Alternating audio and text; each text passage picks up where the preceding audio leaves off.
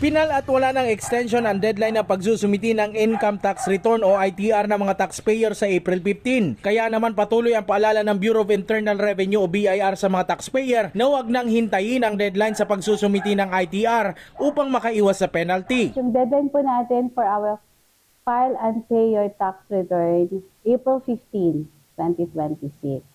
So wala po tayong deadline dyan.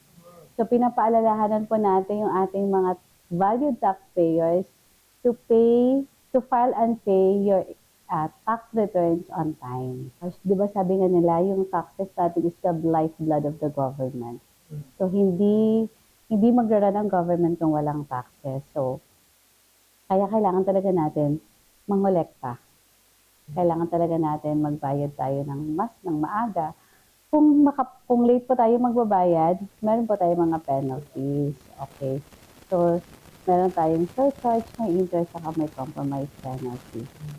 So, kaya po nag-a-appeal kami sa inyong lahat na magbayad po tayo ng tama at sa tamang oras. Sakaling meron pa ring mahuli sa pagbabayad o paghahain ng ITR, ito umano ang tinatrabaho ng kagawaran sa kanilang mga information drive at infomercial sa iba't ibang platform para ang mga taxpayer ay mapaalalahanan at makaiwas sa penalty. Iniinganyo rin nila ang mga taxpayer ng pagbabayad online na mas accessible at para makaiwas sa pila at abala. We have the mga facilities natin. So we have the authorized agent bank, we have the e-services, yung mga EFTS.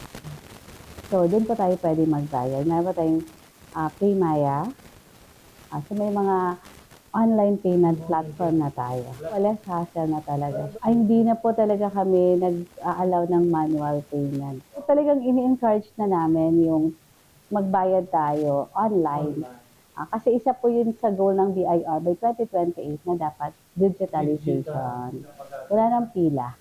Kahit po dito sa ating meron tayong ORUS na tinatawag, Online Registration and Update System. So, kung mag-update tayo ng ating registration, through online na din, through the website ng BIR. So, di na po kayo pupunta dito para magpumila. www.bir.gov.ph.